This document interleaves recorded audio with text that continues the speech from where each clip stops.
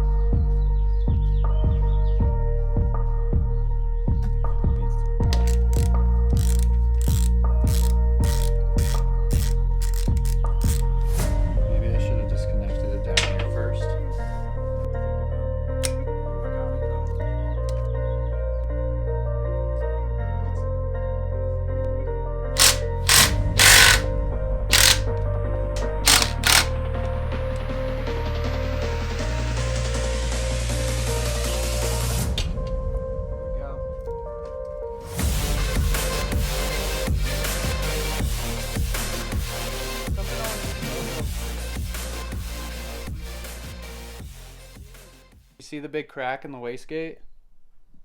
That was a lot of my oil consumption issues, I'm assuming. Too many car meets. Yeah, too many car meets. So the turbo we decided to go with is the Garrett GT 3076R. This is a drop-in kit from ATP. Let's see if it really drops in.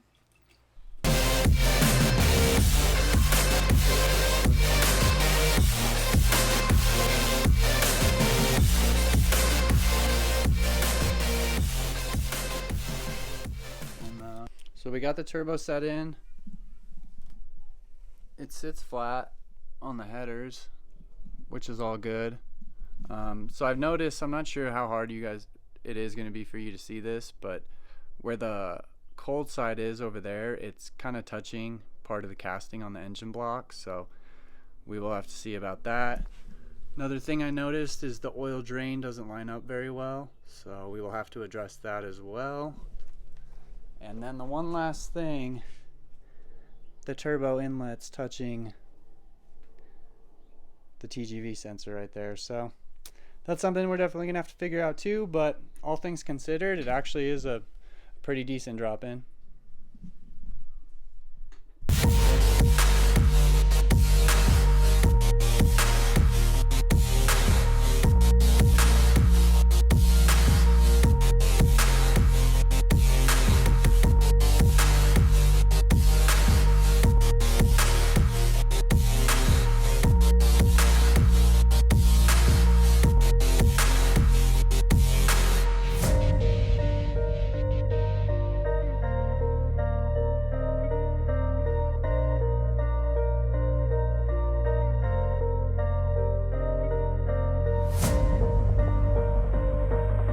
So we have an issue.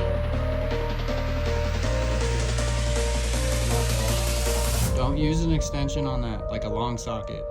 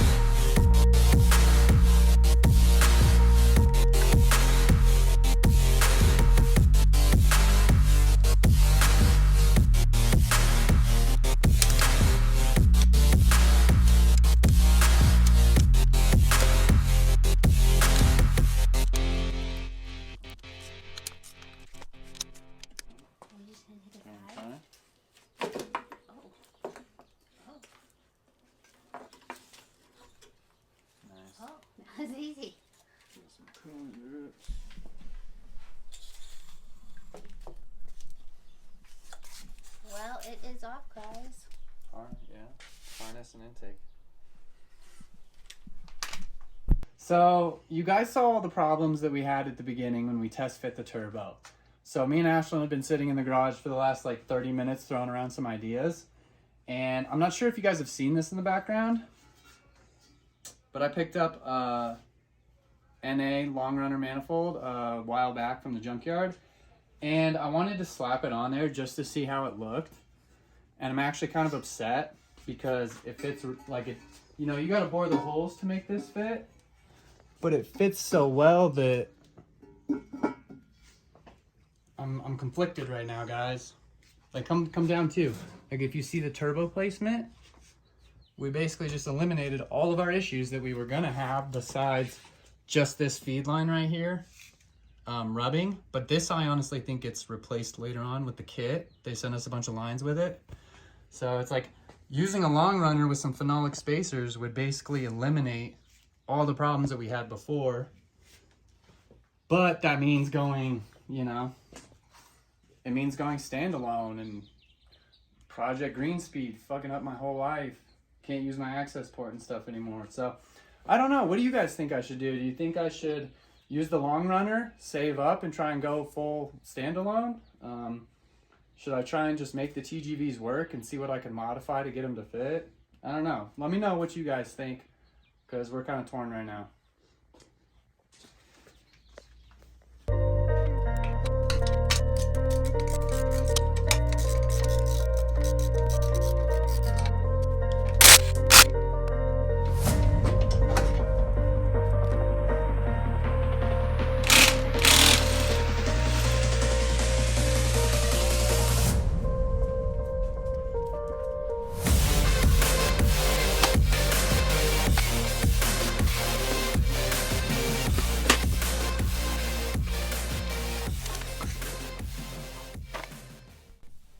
Alright, so I put the crank bolt back in.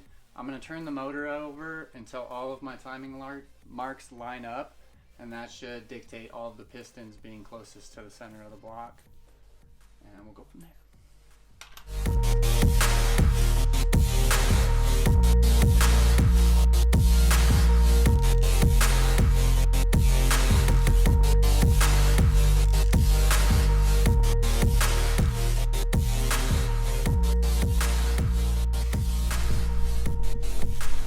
So I hope you guys can see timing marks straight up.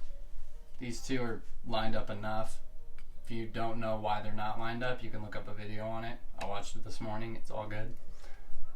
Timing mark over here. You want to make sure that your crank's lined up with the oil pump mark.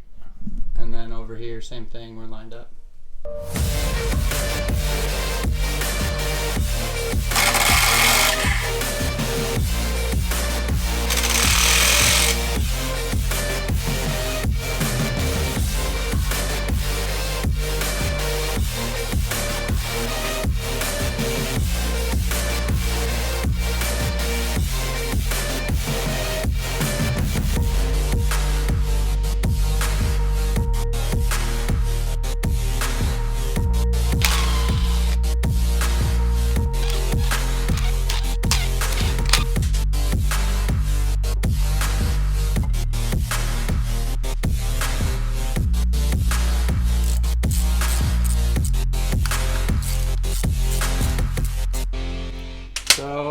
We paid a bunch of money for these nice tools.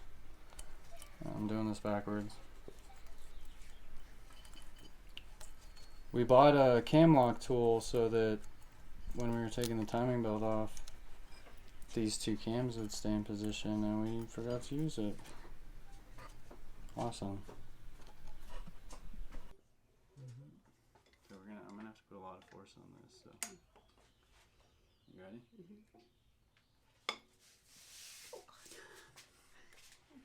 Got it? Oh my god.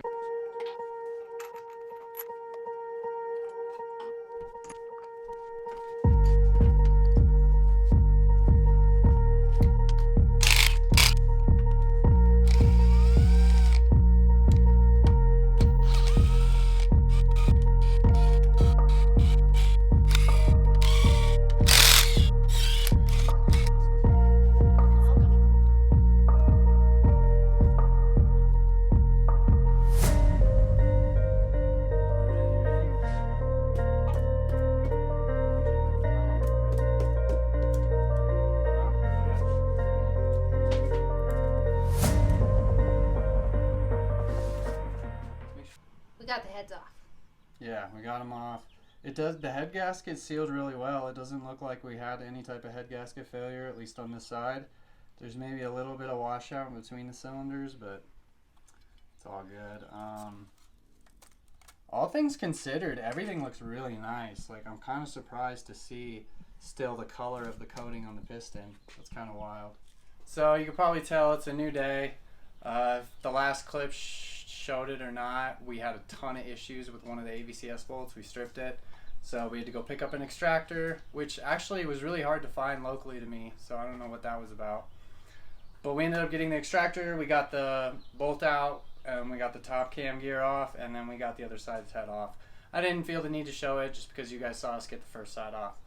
We're going to move on now. We got to take the oil pan off, and then we're going to move to pulling the pistons out.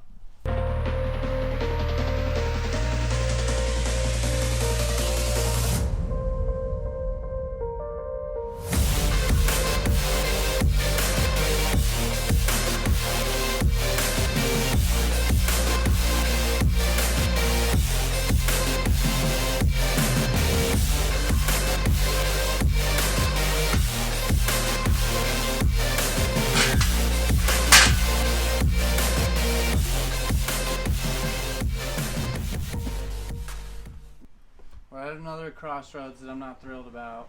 We're at the point where we got to take the two access panels off to get to the snap rings for the wrist pins, and Subaru decided to use Phillips head, so that's cool. There is a tool you can get. It's basically a Phillips head driver. You hit it on the back with a hammer, and it basically impacts and creates inward force on the screw head. So. It moved. Did it? Mm-hmm. You saw it spin? Yeah. Nice.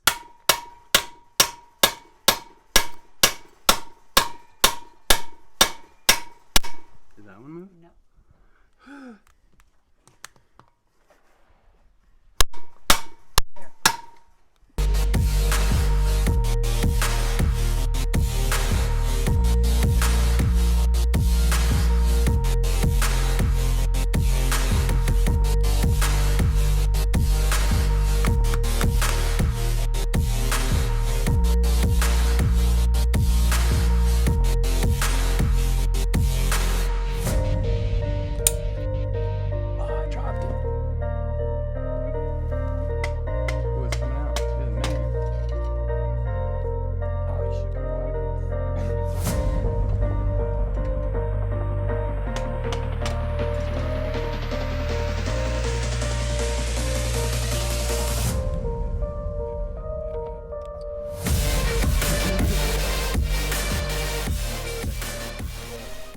Okay, so before we show you what happened to it, I just wanted to say this wasn't like a crazy major failure.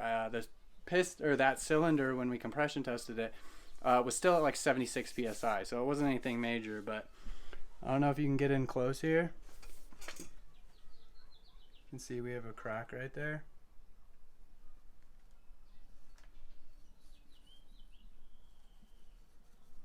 I don't see another one. Oh, it's right there. You see? Oh, okay, yeah. So you can see this whole section of ringling right here. That's Broke where out. It'll probably, if we can get the rings out of them, the whole piece might come out. We'll see. So I think that's gonna wrap it up. I don't want to bore you guys with taking the rest of the pistons out. You saw it. It's you just repeat the process all the way around. I did notice too as well that the oil control ring seized on here, so that wasn't helping us at all either. But pretty minor failure. I hope you guys enjoyed the video. Stay tuned to see what we do, and make sure you guys comment about what we should do as far as the intake manifold and the TGV situation, because I'd like to hear your guys' opinion. Stay tuned until next time, and like, comment, subscribe.